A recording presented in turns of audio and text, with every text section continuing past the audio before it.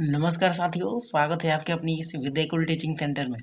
दोस्तों, आज के इस सेशन में हम लोग 12th क्लास के मॉडल पेपर का पार्ट 3 को करने वाले हैं। इसके पिछले वीडियो में मैंने पार्ट 1 और पार्ट 2 को अपलोड कर दिया है। आप प्लेलिस्ट में उसको चेक करके देख सकते हैं। और ये जो मॉडल पेपर है, ऑफिशियली बिहार बोर्ड के द्वारा जारी किया गया है, जो 12th क्लास के एग्जाम 2022 के लिए बहुत ही महत्वपूर्ण साबित हो सकता है।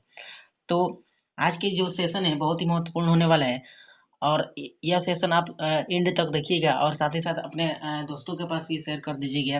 और अगर आप इस चैनल पर नए हो तो चैनल को ज़रूर से ज़रूर सब्सक्राइब कर वीडियो को लाइक कर दीजिएगा। तो चलते हैं, आज के सेशन को स्टार्ट करते हैं। तो फर्स्ट ऑफ ऑल पहला क्वेश्चन है कि प्रतिवर्ती धारा में, जो हमारा प्रतिवर्ती धारा होता है, अल्टरनेट अल्टरनेटिंग करंट होता है, इसमें महत्तम मान और वर्ग माध्य मूल के अनुपात क्या होते हैं, उसके बताना है। तो प्रतिवर्ती धारा में महत्तम मान और वर्ग माध्य जो मूल मान होता है, इन दोनों का जो अनुपात होता है, रेशियो होता है, वो हमारा होता है √2, है ना। √2 बट्टा 1 होता है, यानी ऑप्शन बी सही हो जाएगा हमारा। तो प्रतिवर्ती धारा में जो महत्तम मान और वर्ग माध्य के मूल का जो अनुपात होता है, वह क्या होता है, √2 होता है। तो ऑप्शन बी करेक्ट हो जाएगा। क्वेश्चन नंबर 2 है, निकेल क्या है। तो निकेल एक धातु है। तो धातु से हम लोग जानते हैं कि धातु जो होता है लौह पदार्थ होता है, मतलब वो लोहा से रिलेटेड होता है। इसलिए हमारा जो निकेल होगा यह लौह चुंबकीय पदार्थ होगा। ऑप्शन सी करेक्ट हो जाएगा। निकेल कैसा पदार्थ होगा, तो लौह चुंबकीय पदार्थ होगा।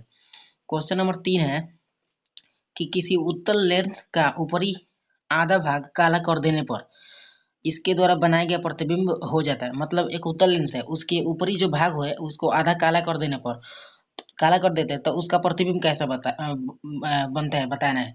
तो ऑप्शन 1 में दिया बड़ा, छोटा दिया है, या कम तीव्रता वाला, या इनमें से कोई नहीं। तो 3 नंबर का हमारा करेक्ट ऑप्शन होने वाला है ऑप्शन सी। अगर किसी उत्तल लेंस के ऊपरी भाग को काला कर देते हैं, ब्लैक कर देंगे, तो उसके द्वारा जो प्रतिबिंब बनेगा ना, उसमें उसकी तीव्रता क्या होगी, कम होगी, है ना। ऑप्शन सी सही हो जाएगा 3 नंबर का। क्वेश्चन नंबर 4, एक उत्तल लेंस को पानी में डुबाने पर यह हो जाता है। मतलब एक उत्तल लेंस को जब वाटर में अवतल लेंस को, सॉरी, यदि अवतल लेंस को पानी में डुबा दिया जाता है तो यह क्या हो जाएगा, कम अभिसारी होगा, या ज़्यादा अभिसारी होगा, या फिर कम अपसारी होगा, या ज़्यादा अपसारी होगा। तो उत्तल लेंस को जब पानी में डुबा देते हैं ना, तो वो कम अपसारी का हो जाता है ना। वो क्या हो जाता है, कम अपसारी का हो जाता है। तो 4 नंबर का हमारा जो करेक्ट ऑप्शन होगा ऑप्शन सी सही हो जाएगा। क्वेश्चन नंबर 5, 5 नंबर का कि जब प्रकाश कांच में प्रवेश करता है तो इसकी तरंग लंबाई क्या होती है। प्रकाश जब कांच मतलब शीशा है, उसमें जब प्रवेश करता है तो इसकी जो तरंग लंबाई होती है ना, फ्रीक्वेंसी की जो लेंथ होती है, लंबाई क्या होती है, घट जाता है या बढ़ जाता है या अपरिवर्तित रहता है, या इनमें से कोई नहीं। तो जब प्रकाश कांच में प्रवेश करता है ना, तो उसकी लंबाई हमेशा क्या होता है, तो घट जाता है ना। प्रकाश जब कांच में प्रवेश करता है, मतलब शीशा में, तो उसकी लंबाई क्या होता है, उसकी तरंग लंबाई जो होती है घट जाती है ना। ऑप्शन 5 का ए सही हो जाएगा, घट जाता है। क्वेश्चन नंबर 6, का में कह रहा है कि सामान्य संयोजन में खगोलीय दूरबीन के नली की लंबाई कितनी होती है। सामान्य संयोजन में जो खगोलीय दूरबीन का मतलब जो बड़ी दूरबीन होती है, जिससे हम लोग खगोल में, मतलब अंतरिक्ष में जो वस्तु देखने में उपयोग करते हैं, उसकी नली की लंबाई कितनी होती है। उसकी नली की लंबाई निकालने के लिए इनमें से कौन से फॉर्मूले का इस्तेमाल किया जाता है। तो 6 का हमारा जो करेक्ट ऑप्शन होगा ऑप्शन ए सही हो जाएगा। FO+FE होगा, है ना। यानी 6 का जो करेक्ट ऑप्शन होगा हमारा ऑप्शन ए सही हो जाएगा। अगला क्वेश्चन है, तरंग लंबाई बढ़ने पर अपवर्तनांक क्या होता है, बताना है। तरंग की लंबाई जब बढ़ता है, तरंग की फ्रीक्वेंसी जब बढ़ती है, लेंथ बढ़ती है, तो उसका अपवर्तनांक पर क्या प्रभाव पड़ता है, बताना है। ऑप्शन 1 पे कह रहा है बढ़ता है, या घटता है, या अपरिवर्तित रहता है, या इनमें से कोई नहीं। तो 7 नंबर का जो हमारा करेक्ट ऑप्शन होगा ऑप्शन बी सही होगा। यदि तरंग लंबाई बढ़ रहा है तो उसका अपवर्तनांक क्या होगा, बढ़ेगा। और तरंग लंबाई अगर घट रहा है, याद रखिएगा, तरंग लंबाई अगर घटेगा तो क्या होगा कि उस अपवर्तनांक भी घटना चालू हो जाएगा। तो 7 नंबर का हमारा जो करेक्ट ऑप्शन होगा ऑप्शन बी सही होगा, घटता है। क्वेश्चन नंबर 8, 8 नंबर कह रहा है कि एफ नभ्यांतर वाले अभिसारी लेंस बनाए गए हैं, वास्तविक प्रतिबिंब तथा वस्तु के बीच की दूरी क्या होगी, है ना। एक अभिसारी लेंस है जिसका नभ्यांतर क्या है, एफ है ना। और उसके अंदर जो वास्तविक प्रतिबिंब बन रहा है उसके बीच की न्यूनतम दूरी क्या होगी, उसके बीच की न्यूनतम दूरी निकालने के लिए फॉर्मूला क्या होता है। तो 8 का हमारा जो करेक्ट ऑप्शन होगा ऑप्शन बी डी सही होगा। 4f मतलब 4 गुणे जो नभ्यांतर होगा ना 4 के 4 गुणा के क्या होगा बराबर होगा, है ना। तो न्यूनतम दूरी होगा, मिनिमम दूरी जो होगी कितनी होगी, डी, ऑप्शन डी सही होगा, यानी 4 गुणे नभ्यांतर होगा। ऑप्शन 8 नंबर का क्वेश्चन डी सही है, क्वेश्चन नंबर 8 का डी सही है ना। अगला क्वेश्चन, एक द्वि उत्तल लेंस किसी वस्तु का अभिसारी प्रतिबिंब बना सकता है। एक द्वि उत्तल लेंस है मतलब दो उत्तल लेंस है, जोड़ा गया है, बनाया गया है ना, उसकी किसी वस्तु का जो लेंस है या किसी वस्तु का आभासी प्रतिबिंब बना सकते हैं। जब वस्तु रखा गया मतलब आभासी प्रतिबिंब कब बनाएगा द्वि उत्तल लेंस, जब उस वस्तु को कहाँ रखा जाएगा, मतलब किस स्थिति पर किस कंडीशन पर उसको रखा जाएगा तब वह आभासी प्रतिबिंब बनाएगा। तो ऑप्शन एक में दिया लेंस एवं फोकस के बीच में, या लेंस के फोकस पर, या फोकस और फोकस के दुगुने मतलब 2f के बीच में, या अनंत पर। तो 9 का जो हमारा करेक्ट ऑप्शन होगा ऑप्शन ए सही हो जाएगा। लेंस एवं फोकस के बीच रखेंगे तो द्वि उत्तल जो होगा आभासी प्रतिबिंब बनाएगा, है ना। 9 नंबर का ऑप्शन ए सही हो जाएगा। अगर आपको वीडियो पसंद आ रहा हो तो वीडियो को लाइक करें और चैनल को सब्सक्राइब कर अपने दोस्तों के पास भी शेयर कर दें। क्वेश्चन नंबर 10 देखते हैं। कैथोड किरणें है, कैथोड किरणें क्या है इसको बताना है कि विद्युत चुंबकीय किरणें है, या धन आविष्ट कण है, या फिर अनाविष्ट कण है, या ऋण आविष्ट कण है। तो 10 नंबर का हमारा जो करेक्ट ऑप्शन होगा, कैथोड किरणें जो होती है ना 10 नंबर का डी सही हो जाएगा, है ना। ऋण आवेष्ट किरणें, कैथोड किरणें कैसी किरणें है, तो ऋण आवेष्ट किरण मतलब इस पे निगेटिव चार्ज होता है, समझ रहे हैं ना। क्वेश्चन नंबर 11 देखते हैं। 11 नंबर का है कि इलेक्ट्रॉन वोल्ट ए भी मापता है, इलेक्ट्रॉन वोल्ट का सूचक ए भी होता है ना। यह किसको मापता है, क्या आवेश को मापता है, या विभवांतर को मापता है, या ऊर्जा को मापता है, या धारा को, या ऊर्जा को मापता है। तो इलेक्ट्रॉन वोल्ट जो होता है हमेशा ऊर्जा को मापता है, ऑप्शन डी सही हो जाएगा, एनर्जी को मापता है। Electron volt measurement the energy मतलब इलेक्ट्रॉन वोल्ट ऊर्जा को मापता है। क्वेश्चन नंबर 12, प्लैंक स्थिरांक की बीमा क्या होती है। प्लैंक स्थिरांक, प्लैंक कांस्टेंट की जो बीमा होती है डायमेंशनल फार्मूला 12 नंबर का M L square T inverse 1 दिया है ना, M L square T inverse 2 दिया है, या एम एल टी इनवर्स दिया है, या एम एल टी के पावर माइनस 2 दिया है। तो 12 नंबर का हमारा जो करेक्ट ऑप्शन होगा ऑप्शन ए सही हो जाएगा, M L square T inverse होता है ना। क्वेश्चन नंबर 13, प्रकाश विद्युत प्रभाव की व्याख्या में प्रकाश को माना जाता है। फोटो इलेक्ट्रिक इफेक्ट की जो वेरीफाई करते हैं मतलब वेरीफाई करते हैं व्याख्या करते हैं, तो उसमें प्रकाश को क्या माना जाता है, क्या तरंग माना जाता है, या कण माना जाता है, या दोनों माना जाता है, या इनमें से कोई नहीं। तो प्रकाश को जब हम प्रकाश विद्युत प्रभाव की व्याख्या करते हैं तो उसमें प्रकाश को हम लोग पार्टिकल्स मानते हैं मतलब कण मानते हैं, है ना। फोटो इलेक्ट्रिक इफेक्ट की व्याख्या करने के लिए प्रकाश को क्या माना जाता है, कण माना जाता है। तो 13 नंबर का हमारा जो करेक्ट ऑप्शन होगा ऑप्शन बी सही होगा, कण। क्वेश्चन नंबर 14 देखते हैं। 14 में कह रहा है कि निम्नलिखित में किस वैज्ञानिक ने क्वांटम सिद्धांत का प्रतिपादन किया। क्वांटम सिद्धांत जो होता है क्वांटम थ्योरी, उसको किसने बनाया था, किस वैज्ञानिक ने, क्या रदरफोर्ड ने बनाया था, या बोर ने बनाया था, या डाल्टन या प्लैंक ने बनाया था।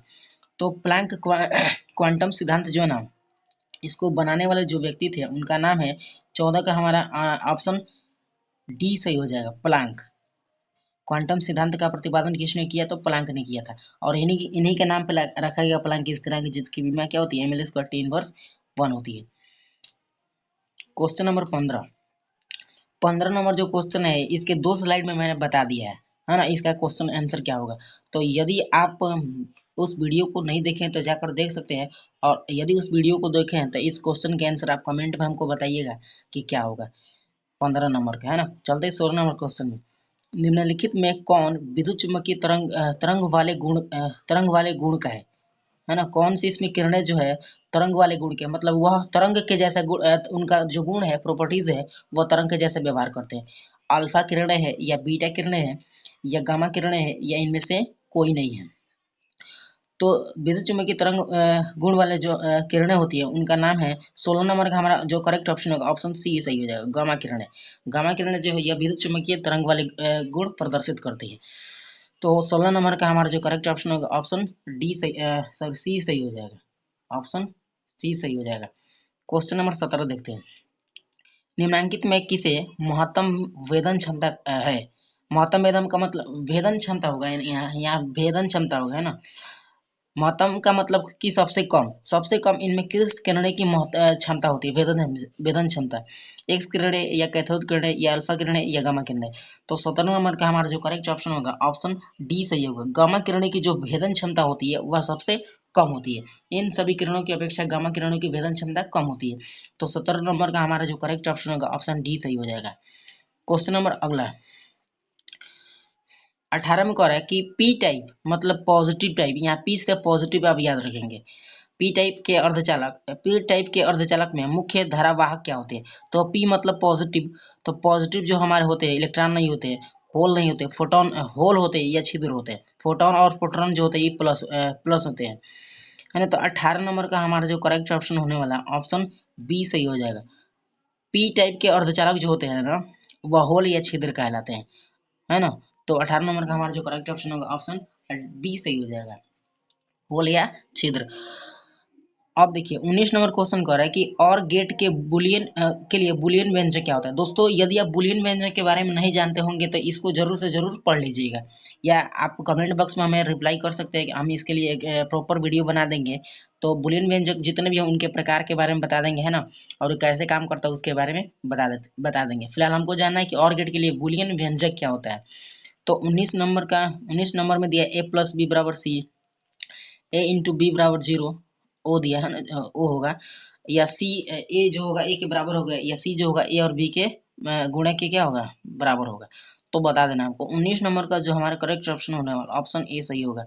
और गेट का जो बुलियन व्यंजक होगा ए प्लस बी बराबर सी, है ना। और गेट का बुलियन व्यंजक क्या होता है ए प्लस बी इंटू सी, ए प्लस बी बराबर सी होता है ना।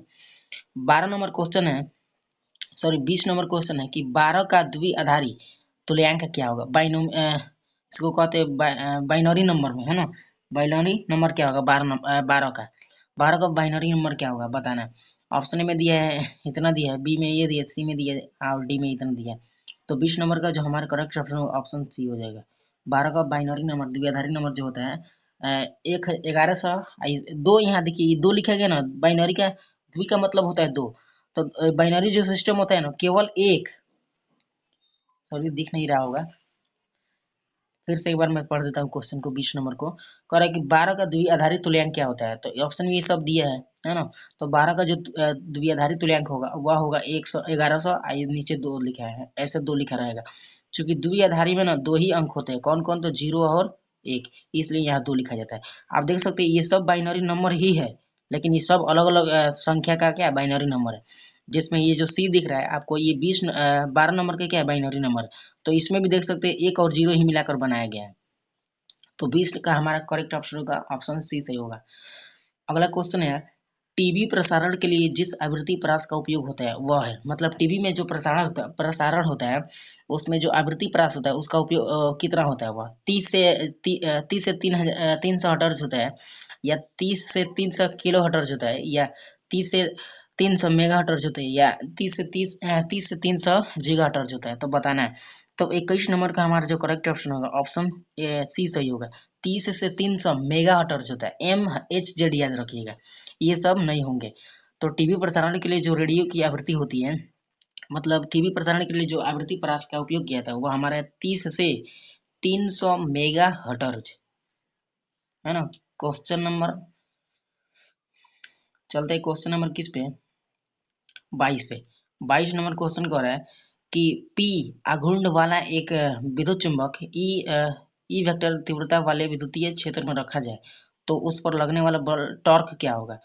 तो 22 इस क्वेश्चन को भी मैंने बता रखा है ना, पिछले स्लाइड में, मतलब पार्ट 2 और पार्ट 1 का जो मॉडल पेपर है पार्ट 1 पार्ट 2 उसमें मैंने बताया। तो इस क्वेश्चन का भी आंसर आप कमेंट बॉक्स में हमको रिप्लाई दीजिएगा। तब तक चलते क्वेश्चन नंबर 23 पे। क्वेश्चन नंबर 23 है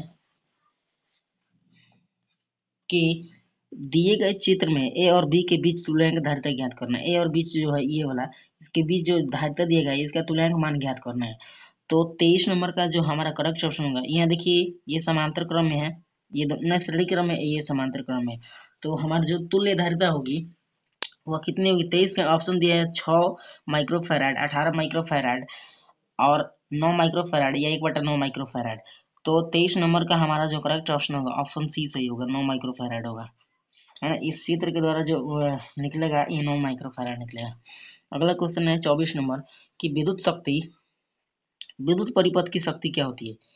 हाँ, विद्युत परिपथ की शक्ति को बताना है। तो शक्ति जो होती है विद्युत परिपथ की वह होती है V²/R, यानी 24 का जो हमारा करेक्ट ऑप्शन होगा ऑप्शन सी सही हो जाएगा। 24 नंबर का ऑप्शन सी, V²/R परिपथ की विद्युत शक्ति पावर जो होती है V²/R के द्वारा निकाली जाती है। अगला क्वेश्चन है चुंबकीय क्षेत्र की बीमा क्या होती है। चुंबकीय क्षेत्र की जो बीमा होती है वो बताना है आपको क्या होती है। तो ऑप्शन एक में दिया है, एक के पावर माइनस एक दिया, ml के पावर 0 और T इनवर्स 2 दिया है। या ये होता है कौन होता है बताना है आपको। तो 25 नंबर का हमारा जो करेक्ट ऑप्शन होगा ऑप्शन ए सही हो जाएगा, है ना। ये वाला 25 नंबर का ऑप्शन ए सही होगा, चुंबकीय क्षेत्र की बीमा ये होती है ना। लेंज का नियम किससे संबंधित है बताना है। लेंज का जो नियम है किससे संबंधित है। आवेश से संबंधित है या द्रव्यमान से या ऊर्जा से या संवेग के संरक्षण सिद्धांत से। तो लेंज एक वैज्ञानिक का नाम है, उन्होंने अपने नियम का प्रतिपादन किया था। उनके नियम से संबंध मतलब उनके नियम जो है इसमें से किस भौतिक राशि से संबंधित है बताना है। तो लेंज का जो नियम था ना वह ऊर्जा से संबंधित, एनर्जी से संबंधित था।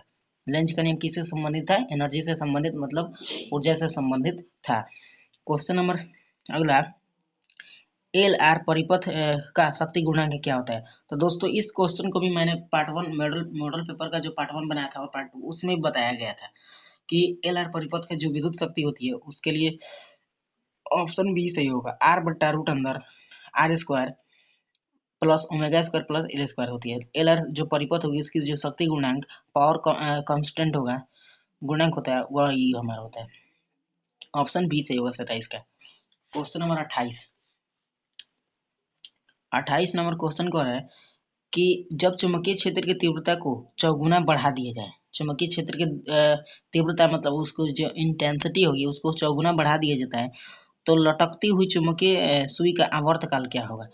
तो उस कंडीशन में, इस कंडीशन में जो लटकती हुई चुंबकीय सुई का जो आवर्तकाल होगा ना उसमें दिया दुगुना होता है, क्या आधा होता है या चौगुना होता है या 1/4 कम होता है। तो 28 का हमारा जो करेक्ट ऑप्शन होगा ऑप्शन ए सही होगा, दुगुना हो जाएगा। अगर आवर्तकाल को चौगुना कर दिया जाएगा तो दुगुना हो जाएगा, है ना। आवर्तकाल को 8 गुना कर दिया जाएगा तो ये कितना होगा, 4 गुना हो जाएगा। तो 28 का हमारा ए सही हो जाएगा, दुगुना। खगोलीय दूरदर्शक में अंतिम प्रतिबिंब होता है, खगोलीय दूरदर्शक होते हैं उसमें अंतिम प्रतिबिंब जो होता है क्या होता है बताना है। वास्तविक सीधा या वास्तविक उल्टा या काल्पनिक और उल्टा या काल्पनिक और सीधा होता है।